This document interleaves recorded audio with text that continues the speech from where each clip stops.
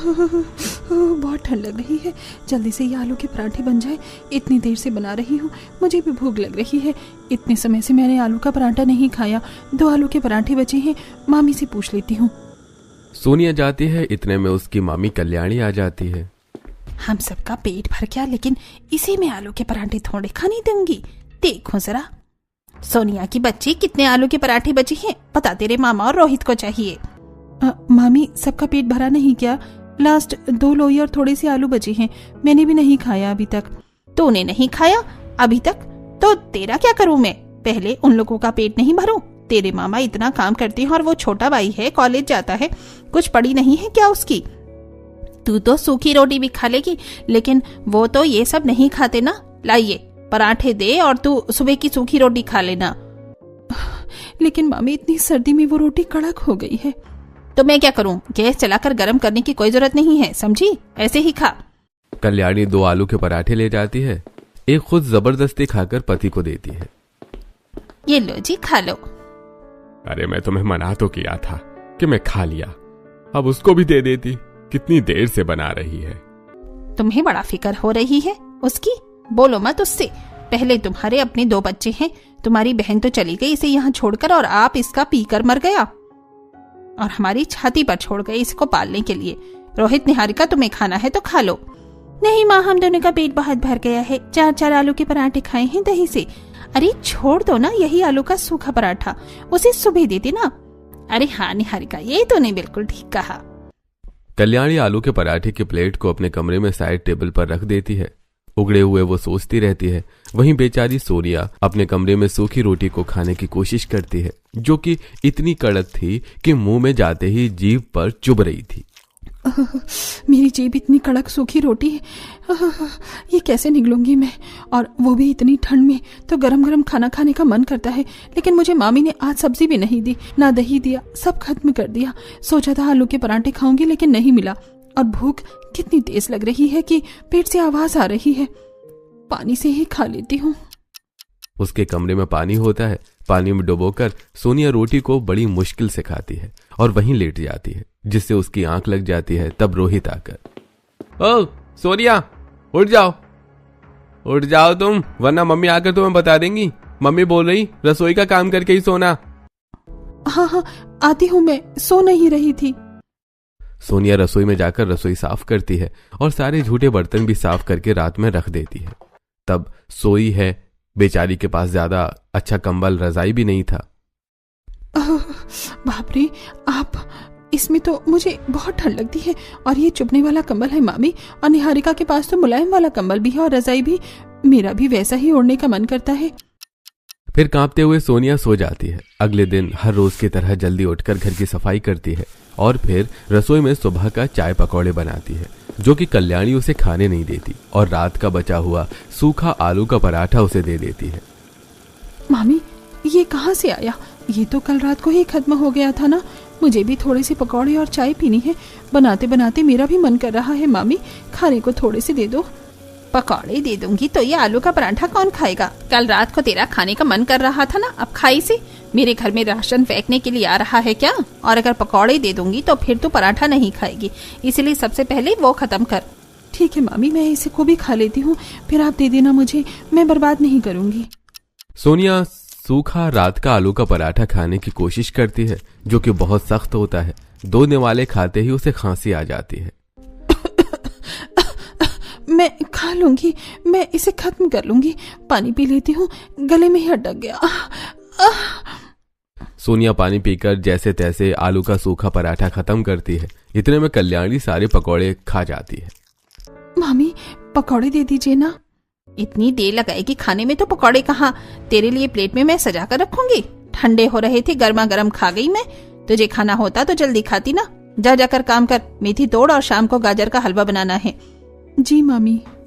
सोनिया काम करने रसोई की तरफ जाती है कि अपने रूम में निहारिका पकौड़े खा रही थी। तब सोनिया उसके पास जाकर, निहारिका, तुम्हारे पास थोड़े पकौड़े बचे हैं, अच्छी बात है, मुझे 2-3 पकौड़े दे दो। सिर्फ मैंने ही बनाए थे और मुझे खाने को नहीं मिले।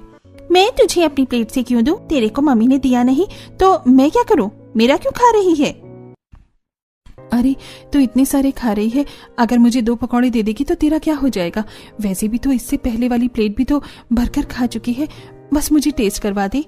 तू ऐसे नहीं मानेगी, रुक मम्मी को बुलाती हूँ। मम्मी मम्मी जल्दी आओ, देखो ये सोनिया की बच्ची जबरदस्ती मेरे पकौड़े की प्लेट में हाथ मार रही थी और खाने की कोशिश कर रही थी, जबकि मैंने उसको 2 बार मना किया। तेरी ये हिम्मत, अभी तुझे बताती हूँ, मेरी बेटी की प्लेट से पकौड़े खाने आना तुझे। कल्याणी झाड़ू उठाकर सोनिया को मारने लगती है और सोनिया बहुत रोती है। मामी मामी मुझे बहुत दर्द हो रहा है। ये बात तुझे पहले पता होनी चाहिए थी ना, अब सबक कैसे सिखाऊं ये तो करना ही था। नहीं खाऊंगी अब। कल्याणी उसे और मारती है। इतने में उसकी मामा राजेंद्र आ जाते हैं और कल्याणी के हाथ से झाड़ू खींच लेते हैं। कल्याणी, तुम्हारा दिमाग खराब है क्या? ठंड में कोई झाड़ू से बच्चे को कोई मारता है?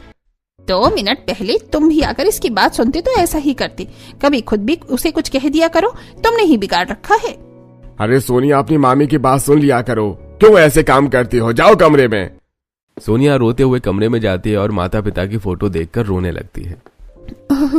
देखो मम्मी, देखो पापा, अगर आप लोग मुझे छोड़कर नहीं जाते तो आज मेरी हालत नहीं होती। सब बच्चों के मम्मी पापा होते हैं लेकिन मेरे नहीं। देखो कितनी चोट लगी है हाथ पर मुझे, यहाँ पर कुछ भी अच्छा सा खाने को नहीं मिलता, बस सूखी रोटी दिन रात चबाती रहती हूँ। जब मांगती हूँ तब मामी देती नहीं है, उसके अगले दिन हमेशा सूखी रोटी खिलाती है। राजेंद्र आंखों में आंसू लिए हल्दी की कटोरी वहां रख देता है। मुझे माफ कर दो मेरी बच्ची, अपनी बहन के जाने के बाद मैं तुझे संभाल नहीं पा रहा। तेरी मामी में डाइन जो है, उससे कितना भी लड़ लो, समझा लो, उसे कोई फर्क नहीं पड़ता। मामा मुझे यहाँ पर अच्छा नहीं लगता, मामा रोहित और निहारिका भी मुझसे बात नहीं करते।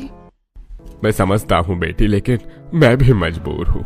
अगर तेरी मामी ने मुझे यहाँ देख लिया तो ठीक नहीं होगा, मुझे जाना होगा। तू ये लगा लेना। राजेंद्र चला जाता है। सोनिया अपनी चोट पर वही हल्दी लगाती है। कुछ देर बाद वो गाजर घिसती है। कल्याणी अपने हाथ से गाजर का हलवा बनाती है, लेकिन एक भी चम्मच सोनिया को नहीं देती।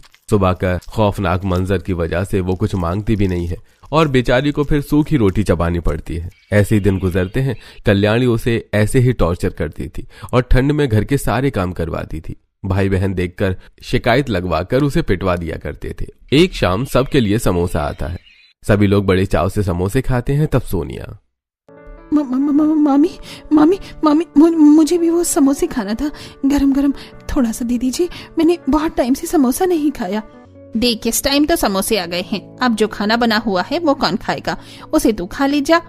समोसे तो बचा नहीं, सबके हिस्से के हिसाब से आए हैं और जो तेरे लिए आया था वो भी नहीं बचा। सुन लिया ना मामी ने क्या बोला, अब जाकर दोपहर का खाना चबा लो। अरे बहुत गरम गरम समोसा था, मेरी तो जुबान जल गई। अरे जरूर तुम्हारी नजर लगी होगी ना, पानी ला कर दो वरना फिर पता है ना। लाती हूँ। सोनिया रोहित को पानी लाकर दे देती है। बेचारी को ठंड में कुछ भी गर्मा गर्म खाने को नहीं मिलता था। जब भी कुछ खाने को मिलता बचा हुआ खाना और सूखी रोटी ही मिलती थी। एक दिन कल्याणी अपने दोनों बच्चों के लिए नए नए कपड़े खरीद कर लाती है। सब लोग पार्टी में जाने के लिए तैयार हो रहे होते हैं। तब सोनिया, निहारिका तू मुझे कोई अपने पुराने कपड़े दे दे, मैं वही पहन लूंगी। सब लोग बड़ी पार्टी में जा रहे हैं ना। तू नहीं जाएगी, तू घर पर रहेगी, हम सब जा रहे हैं बारात में। पर मामी मैं घर पर अकेले क्या करूंगी, मुझे भी जाना है, वहाँ का अच्छा अच्छा खाना खाना है। आज तो खाना भी नहीं बना। तुझे बोल दिया ना कि तू कहीं नहीं जाएगी, घर की रखवाली कौन करेगा। कोई आ गया तो, और तेरे खाने के लिए खिचड़ी और रोटी रखी है, उसे खा लियो। तुम घर पर ही रहो सोनिया। ठीक है मामा जी। कुछ देर बाद सभी लोग बारात में जाने के लिए तैयार होते हैं। निहारिका साझेदारी जाती है। सोनिया बदनसीबों की तरह उन्हें देखती रहती है और कल्याणी तैयार होकर रसोई से उसका खाना निकालकर ताला लगाकर चली जाती है। बेचारी फिर से वही सूखी रोटी और 2 दिन पुरानी खिचड़ी खाने लगती है। ये सूखी रोटी मुझसे कट भी नहीं रही, खिचड़ी भी फ्रिज से निकालने के बाद बहुत ठंडी लग रही है। कोई भी मुझे यहाँ पर प्यार नहीं करता। मम्मी पापा आप लोग मुझे छोड़कर क्यों चले गए, मेरे बारे में थोड़ा तो सोचते। मुझे कुछ भी यहाँ पर अच्छा खाने को नहीं मिलता। जब देखो सूखी रोटी ही चबाती रहती हूँ, गरम भी नहीं कर सकती। पता नहीं मामी इतनी नफरत क्यों करती है। उन्होंने मेरा जन्मदिन भी कभी नहीं मनाया, वो दिन मैं कभी नहीं भूल सकती। आज तो मेरा बर्थडे है, मैं पहली बार अपना बर्थडे मनाऊंगी। निहारिका की फ्रॉक भी पहन ली मैंने। अरे मामा आप आ गए। मामा आपका केक लेकर आए हो। मामी आज तो आप अच्छा खाना बनाओगी ना? मेरा जन्मदिन है, आपने बोला था आप कुछ मेरे लिए बनाओगी तो खास दिन पर बनाओगी। हाँ बेटा, मैं भूल गया, केक लेकर आता हूँ अभी। क्या तुम इसके लिए केक लेने जाओगे? लेकिन क्यों? ये खास दिन नहीं, मनहूस दिन है। तो इतनी बेकार कैसे हो सकती है सोनिया? तेरी माँ तुझे आज के दिन पैदा करके चल बसी और तुझे अपना जन्मदिन मनाना है। उसके बाद तेरी माँ हमारी छाती पर तुझे छोड़कर चली गई। तुझे पालना पोसना पड़ता है, तेरा खर्चा उठा रहे हैं, ये क्या कम है? जो इसका जन्मदिन मनाने की कोई जरूरत नहीं है। जिनका जन्मदिन मनाना है वो बस निहारिका और रोहित है। माँ मेरी ब्लू वाली फ्रॉक नहीं मिल रही। अरे सोनिया, ये तूने पहनी है? तेरी हिम्मत कैसी मेरी फ्रॉक पहनने की? बदतमीज कहीं की चोर, फ्रॉक दे मेरी। निहारिका सोनिया से फ्रॉक के लिए लड़ने लगती है। सोनिया के गिरने से उसके हाथ में चोट भी लग जाती है। तब राजेंद्र उसे दूर करता है। सोनिया रोते हुए अंदर चली जाती है। पता नहीं मामी क्यों मुझसे इतनी नफरत करती हैं और उनकी वजह से मामा भी मुझे नहीं समझती। बहुत अकेली हूँ। वहीं बैंक्वेट में सब लोग अच्छा अच्छा खाना खा रहे होते हैं। यहाँ बेचारी सोनिया ठंड में भूखी कांप रही होती है। अगले दिन उसके भाई बहन गरम गरम मोमोज खाते हैं। सोनिया मांगती है तो उसके लिए भी मना कर देते हैं।